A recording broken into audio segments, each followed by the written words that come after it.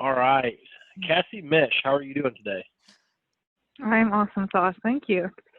Awesome. Good, good. So we've got Sheldon Alt, myself, and then we also have Naomi Cherney Oh, you with said it us. right. Naomi, Impressive. Hi. see? I try. I try to pay attention.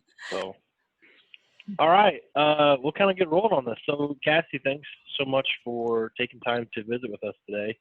It's kind of something new we're going to be doing here. It's kind of like a successful dealer highlight, and really want to highlight and pay homage to all your hard work and everything you've done through all the years, but especially this year. It's been really challenging. So, got a few questions here, if you don't mind. Why don't you tell us just a little bit about Platinum Ag, and what is Platinum Ag, and when did you start, and why did you start a water management program with Platinum Ag? Yeah, that's a fun question. So I started independent crop consulting right like almost exactly 6 years ago, within a week of that already. So, and I started primarily in doing variable rate technology like seeding and nitrogen and fertilizer recs. And then it was probably just about a year after I started, I had quite a few growers here in Northwest Indiana that irrigate. There are a lot of pockets of sand, and there's also quite a bit of seed corn grown. So there's a good chunk of irrigation, and I realized that there wasn't anyone, other than selling the actual hardware of the pivots themselves, there wasn't really anyone providing any irrigation recommendation services. And so I kind of started just to dabble around and learning about how to help growers manage their irrigation decisions better, and just started with just a few customers that first year and trying soil moisture sensors. And it's just grown every year since then. A little bit has been word of mouth. A lot of it has been me just trying to promote a new service with current customers. And I've picked up new customers, people I wasn't working with previously because of interest in sensors. So it's, I guess, something I've been doing for 4 or 5 years now as it relates to the soil moisture monitoring and recommendations, and it grows a little bit every year. That's great. And you said in Northwest Indiana, so kind of where do you cover, if you will? Like, where's a lot of your customers at? Just the first couple counties, or? No, I've never even counted how many counties, but there's a lot. So we're going to say in general, we'll go, so I'm about a half hour south of Valparaiso, but the area that I cover, we'll say, is pretty close to the Indiana-Michigan state line, down to just a little bit north of Lafayette, where Purdue is at. And then I'll go over to Highway 421 to the east, and then the Illinois state line to the west. So it's basically kind of a rectangle. Wow. You're covering a lot of ground. And even in that, geography there, I'm sure there's a wide range of farmers and tactics and plans. So I'm sure you've seen some obstacles. What have been some of the major obstacles you faced, since you've been doing this for like 6 years now? What have been some of your obstacles about owning a independent consultant company? Ooh, that's a good question. Probably one I should know pretty easy, but I gotta think about that one.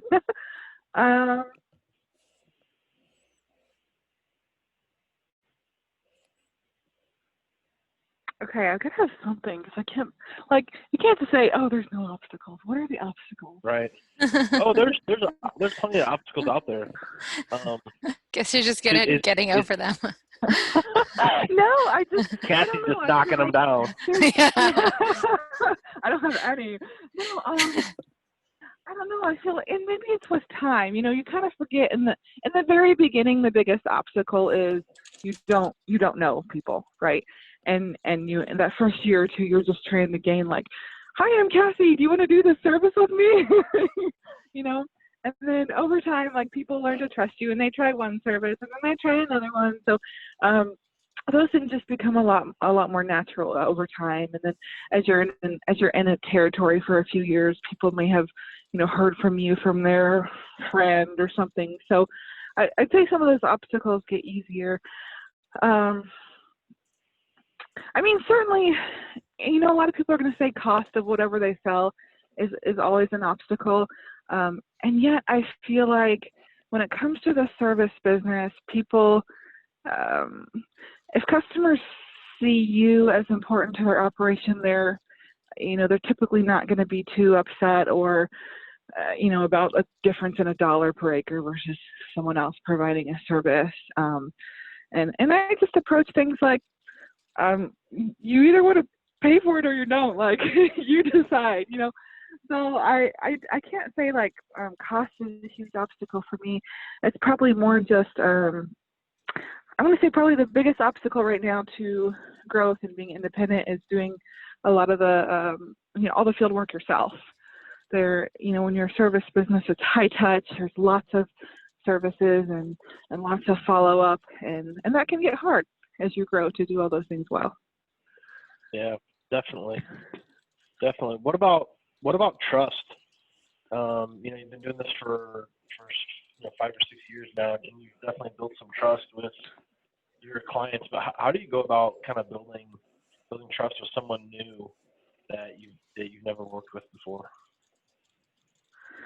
That's a good question. So I have a thought that came to mind. I can't say I, really sat down and thought like, how do I help this person to trust me? I feel like it's natural. If you just go into, a visit, maybe someone you've never met or don't know very well, go to the on-farm visit with a friendly face, a smile, ask them questions about themselves. Don't feel like, or don't make them feel like, oh, Cassie's here. She's going to try to tell me something weird or take up my time. Or, just don't go in with that weird salesy feeling. Just be friendly and ask them lots of questions and, ask them whatever service it is. I like to ask about what are some things that you're doing today? Is there anything you're not happy with? What would you like to do better? Have you ever tried this? Just different things like that in a very conversational format. And you can get a good feel for if people are interested in something or not. So I guess I try to gain trust through that casual conversation and not being pushy and letting them decide if they're interested in something on their own. Yeah.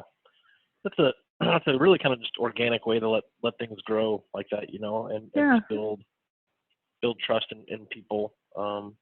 Because people like to do business with trustworthy people who like to work hard. So I guess you kind of stated it just a little bit there, but so like specifically about water management or precision irrigation with CropX, CropMetrics, how do you start that journey with a grower?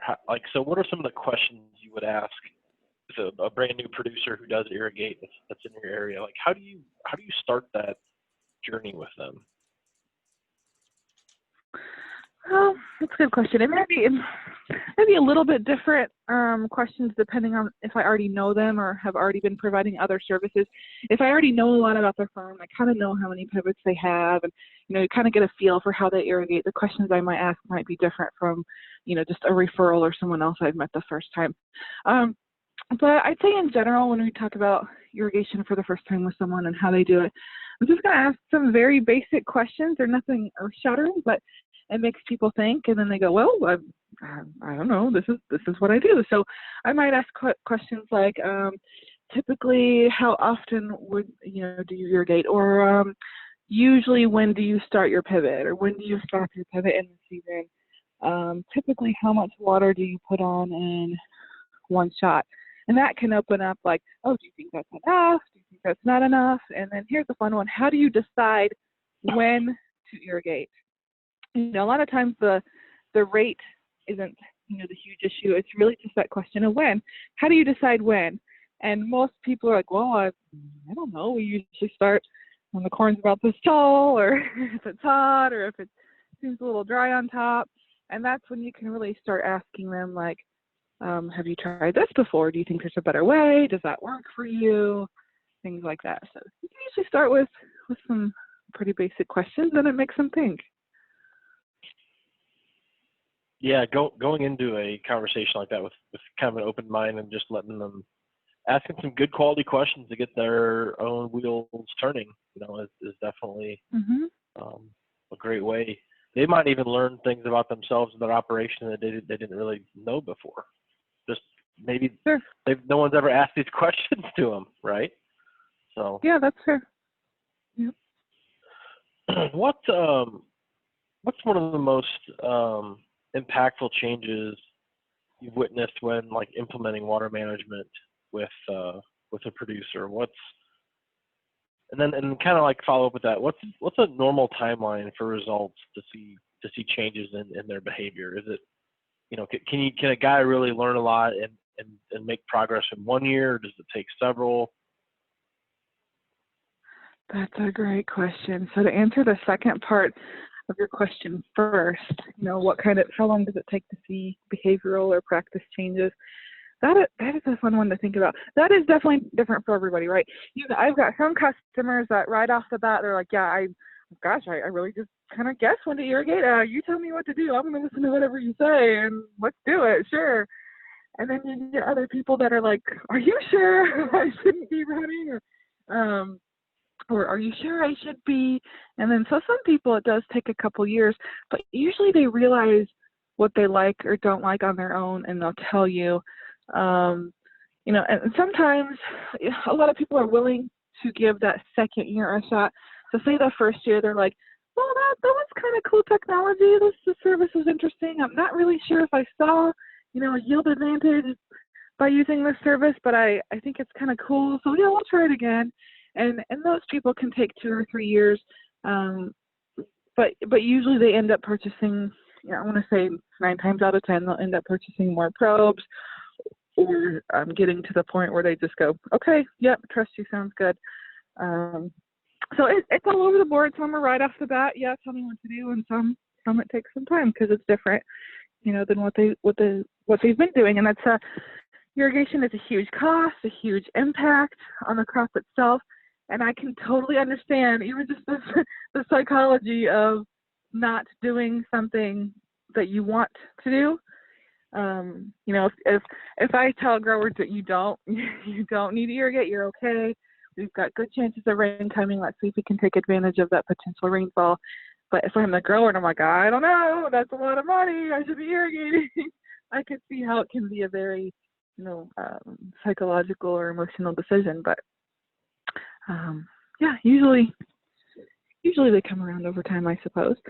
And then there's always, there's some years where we might have questions like, oh, well, last year this field yielded better, but this year it didn't. So why? Did we run out of water?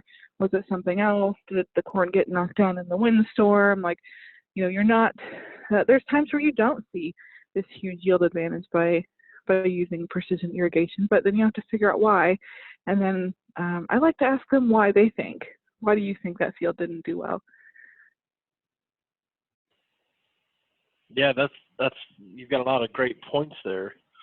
And I want to kind of just visit back on one thing. It seems very emotional. When you try to tell a grower to, you don't need to irrigate, and here's why.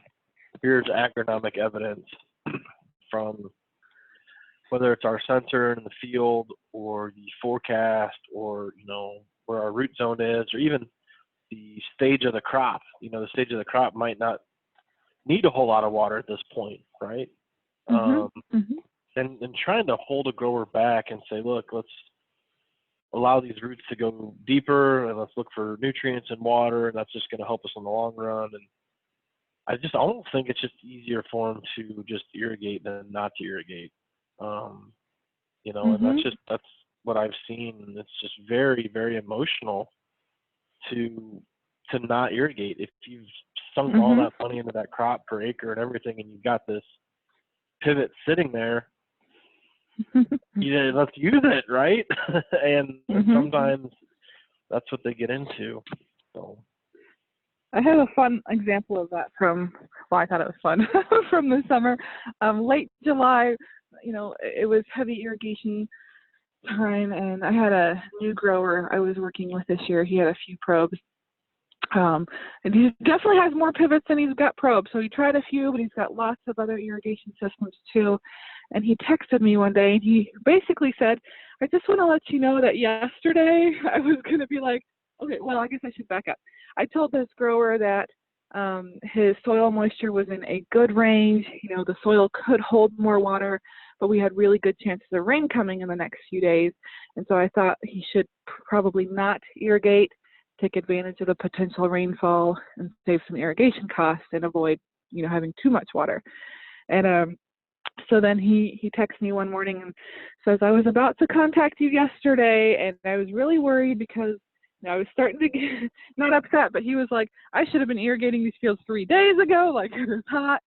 But then it did rain, and he goes, I just want to thank you and send you a message this morning that not only did I turn off the pivots on these just couple fields that had probes, he goes, I turned off a lot of them based on that advice.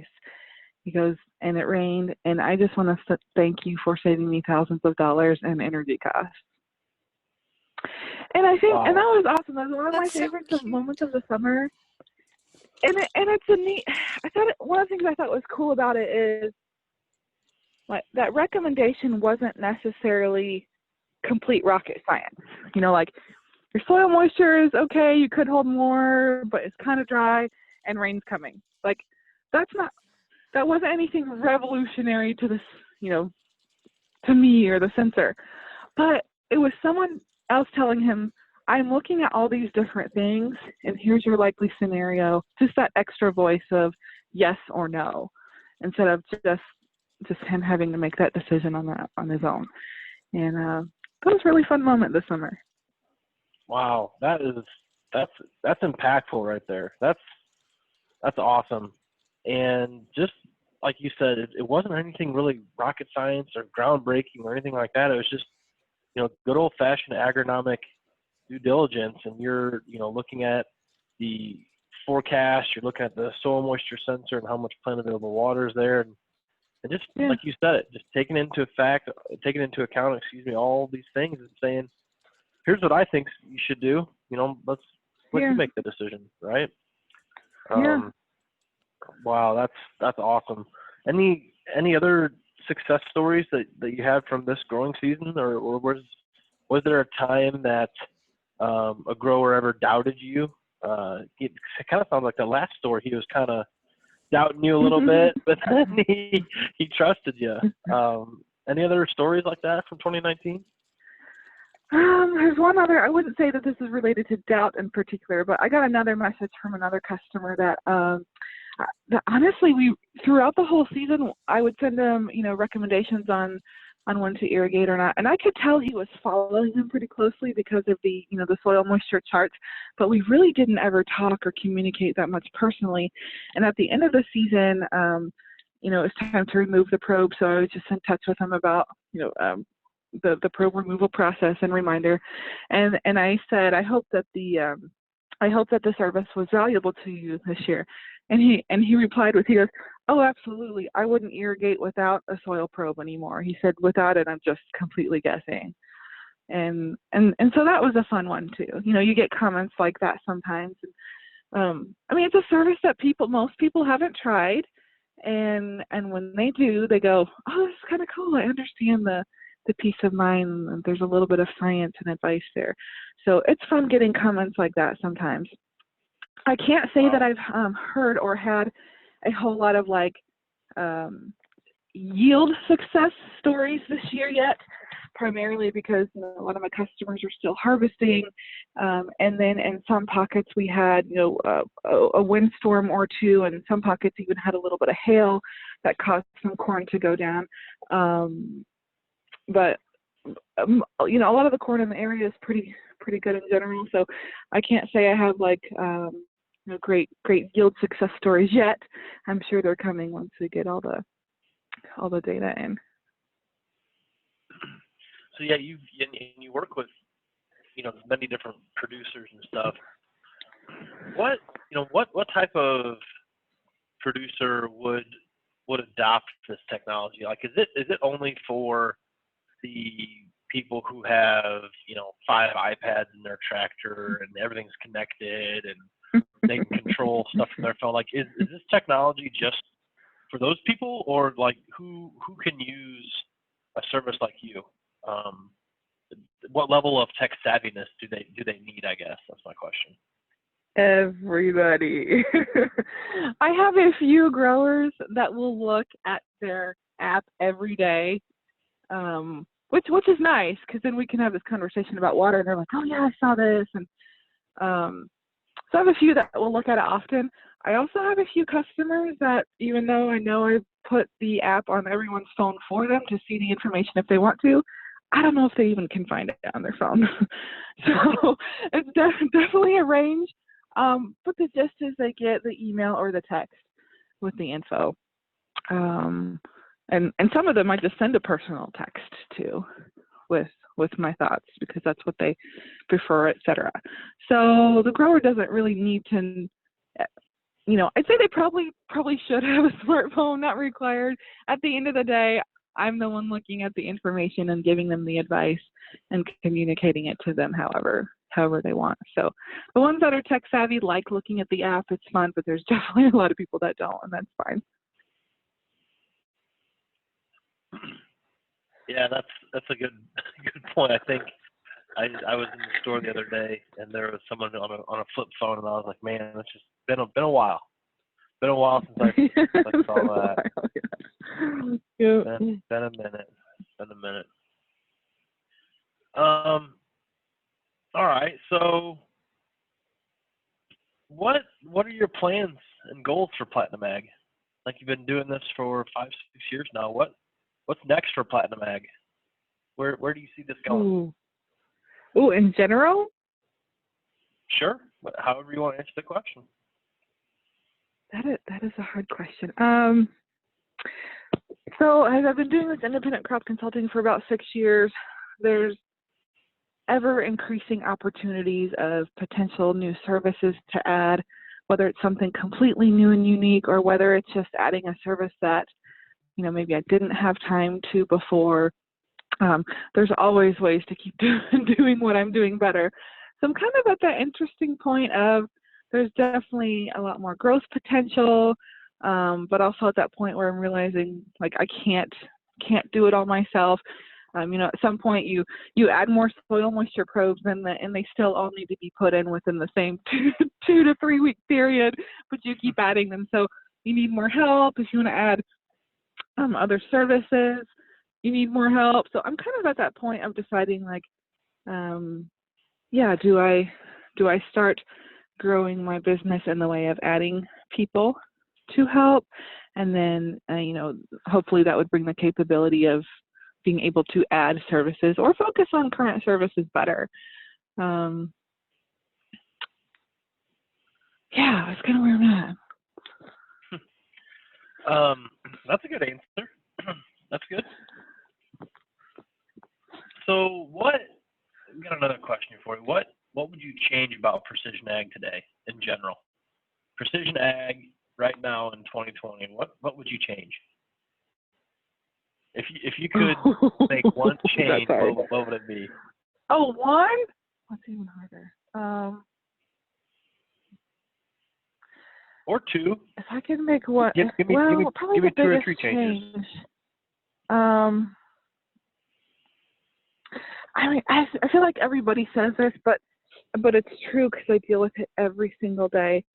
There have been a lot of improvements made over the last 5 years, just in how growers' data flows into another platform. So how their machine data flows into the software that their agronomy provider is using or their seed provider is using, or how data flows between a financial software they may use and their yield mapping software. Like there's a lot of awesome new technology, but a lot of it still requires duplicate data upload or field setup multiple places, and I do it every day, so I feel like I'm getting a pretty good flow of how to do those things, but a lot of it's still manual, and as much technology as there is, growers are definitely obviously using a lot of it and using more of it all the time, but it's almost piecemealed, and there's a point at which it becomes too much. And so in that sense, there's a lot of technology that growers aren't using. Because it's not always easy, and it can add extra work. Precision technology, I think like to tout as making your life easier, and some of it does, and some of it in some ways. Some of it makes it more complicated in a good way. Like we can use that info to help make better decisions, but sharing that info and deciphering it and making something useful of it, that can be hard.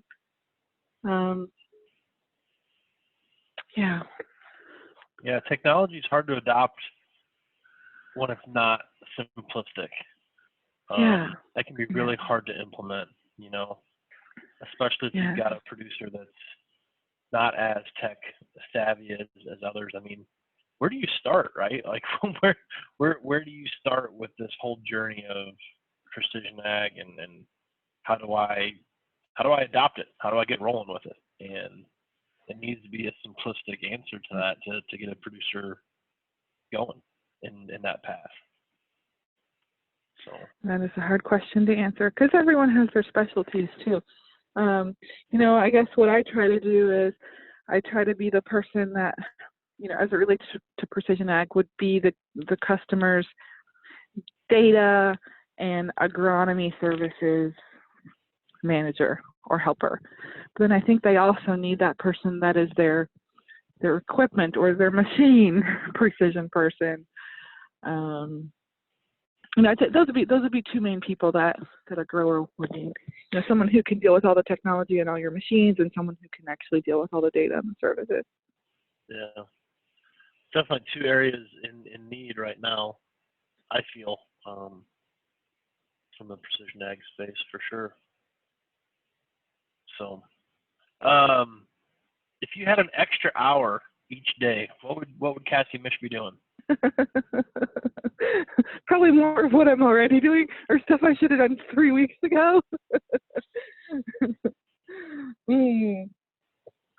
Yeah. Catching up, right? Well, yes. That's probably the easy and the obvious answer. I think sometimes it would be neat just to have that time, like just to sit where there's nothing you have to do and go, okay, how could I do this one service that I do? How could I do it better? Or how could I do this more fun? Or what am I not doing well? Or what are some of the new, services or technologies coming that, how could I do this different? That's better or different than what other people are doing.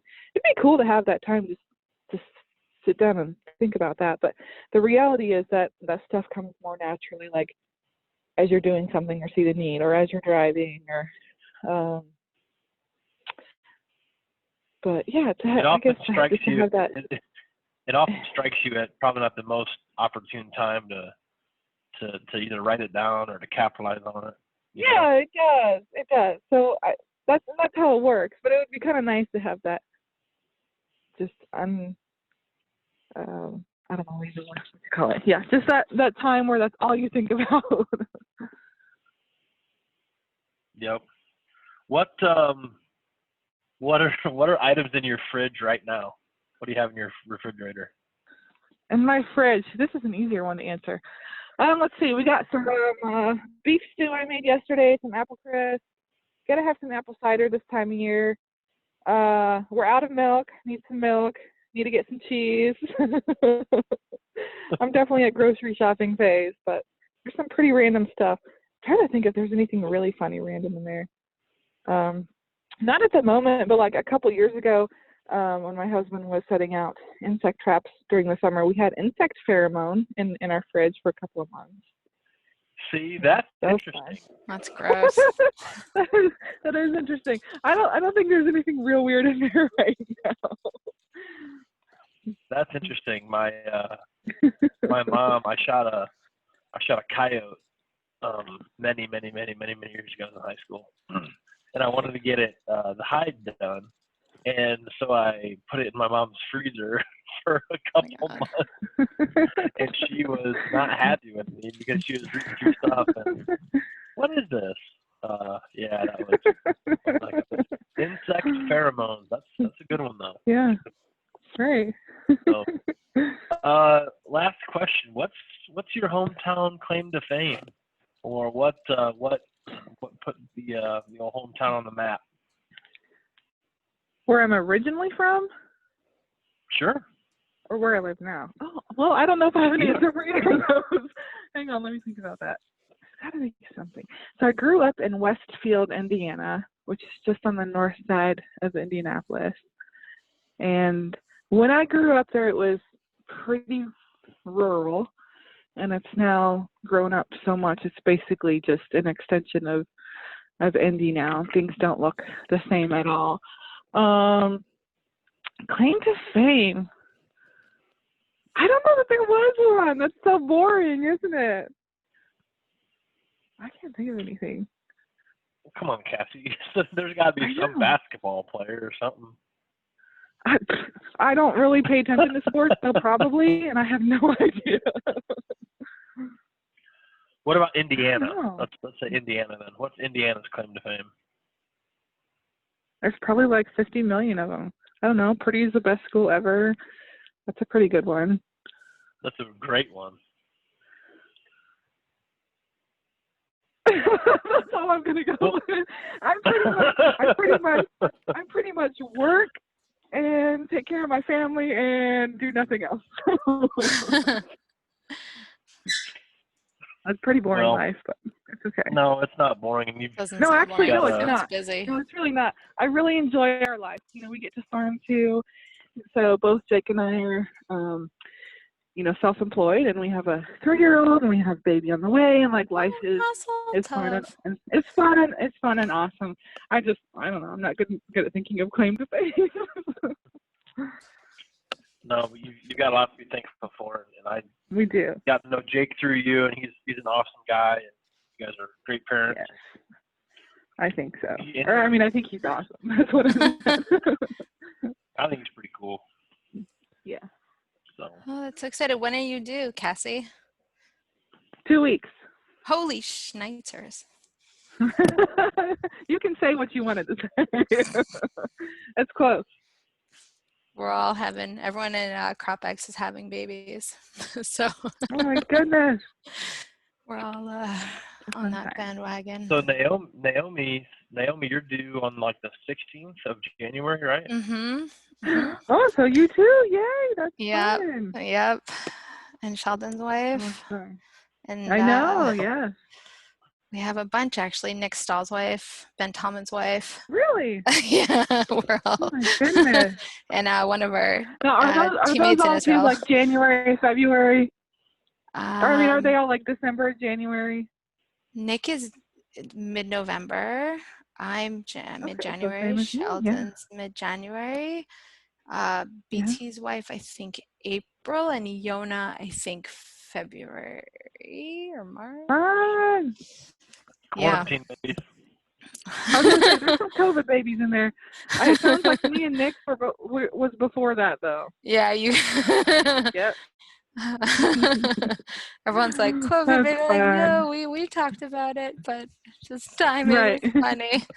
Definitely, the doctor said there's going to be a big baby rush. So. Oh yes, yeah, I'm sure. That's lots of good blessings, though.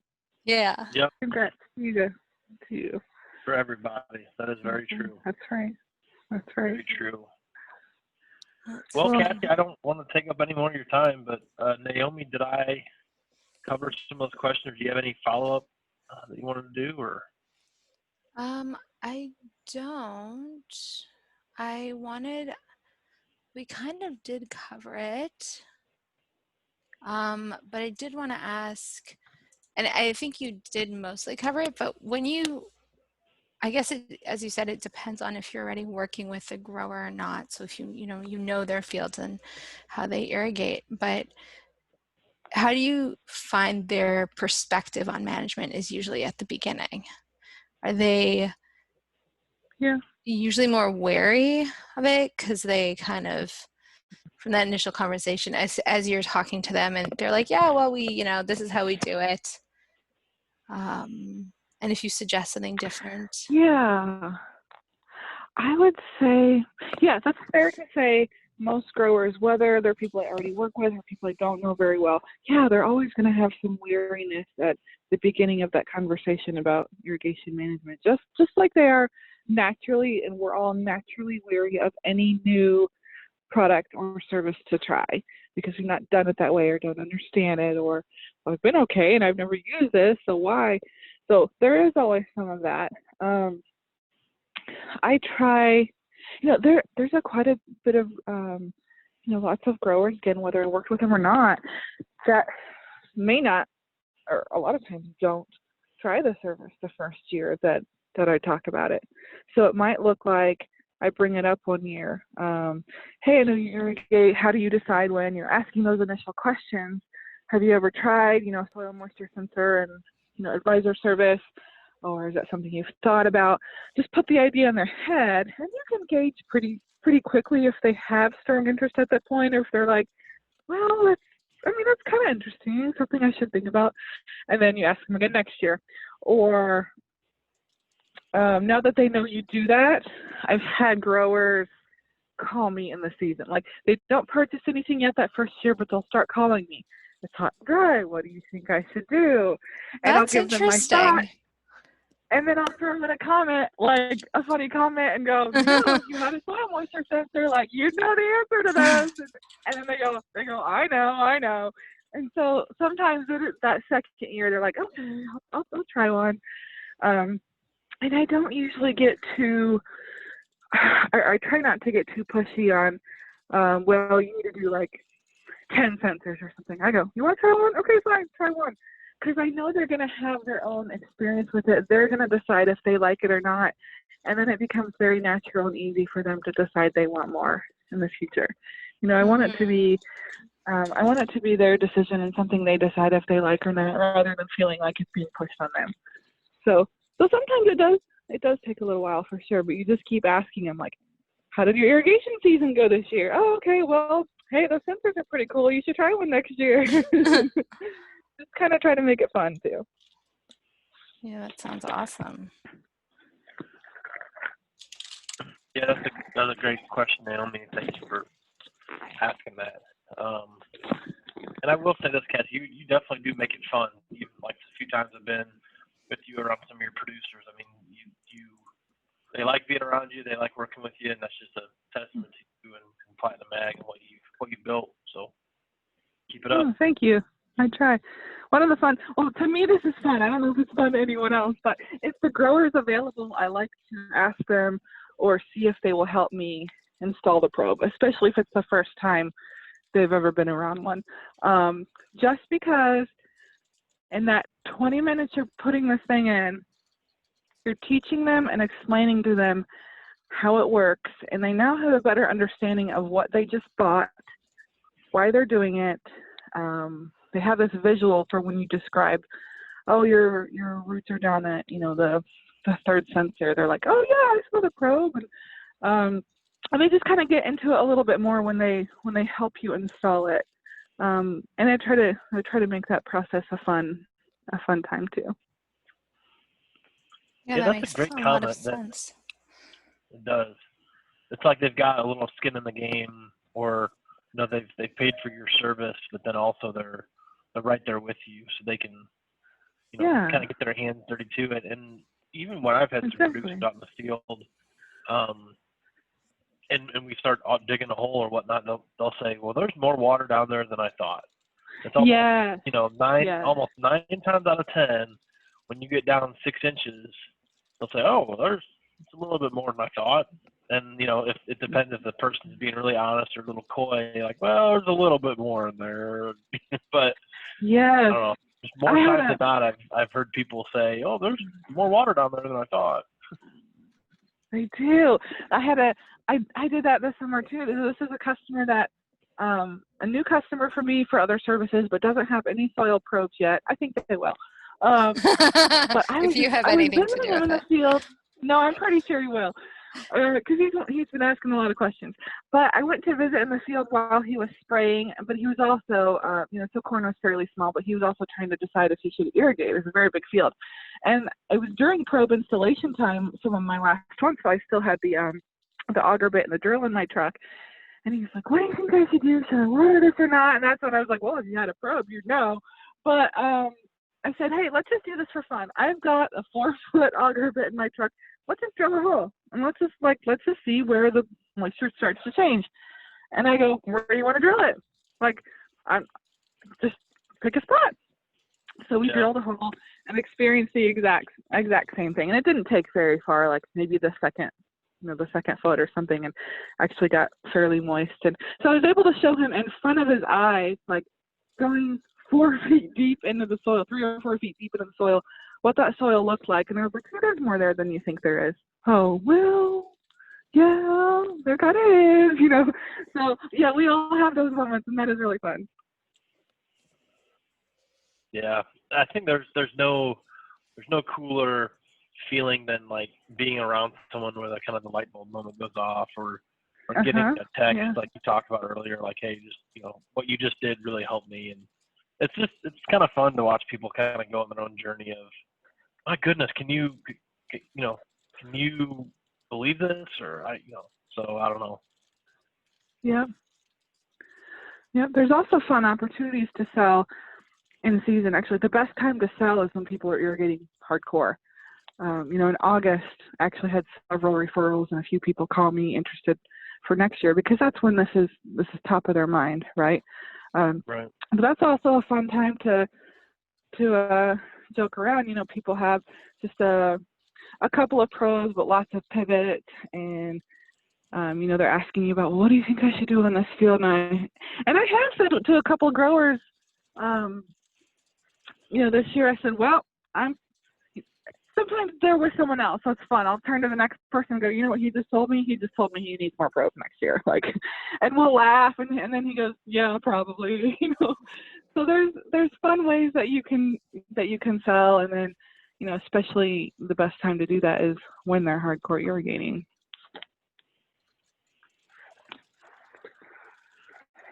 Definitely. You just try to have fun with it, right? Mm-hmm. That's what you have to do, right? That's what you have to do, because no one doesn't want to do anything that's not fun. That's right. So, well, great, Cassie. Thanks for taking your time to ask questions today. Yeah, I hope you enjoyed it. Hope it was Sure. kind of fun. Yeah, it was Yeah, amazing. no problem. I love that you love it. That's the best. I mean, that's how you know you're good at what you do, when you can talk about your growers so passionately. I do.